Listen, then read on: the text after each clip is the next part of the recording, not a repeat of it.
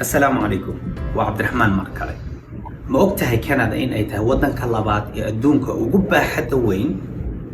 ma ogtahay Canada in ay tahay wadanka kaliya ee ku yaala waqooyiga Mareykanka oo ku dhaqma dastuurka boqortooyada ma ogtahay Canada in ay leedahay laba luqadood oo rasmi ah Ingiriiska iyo Faransiiska ma ogtahay Canada in ay kamid tahay tobanka wadan ee ugu dhaqaalaha badan adduunka ma ogtahay Queen Elizabeth II in ay tahay madaxa wadanka Canada ma ogtahay in Mareykanka ay ku soo duuleen Canada 1812 balse ay ku fashilmeen in ay qabsadaan ma ogtahay in Mareykanka iyo Canada ay leeyihiin xiriir ganacsi kan ugu weyn adduunka oo dhan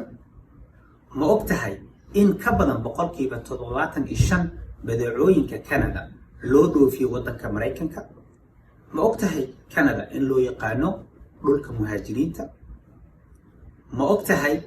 dadka Canadiyaanka ah badankooda in aysan awood u lahayn inay helaan hooy cunno iyo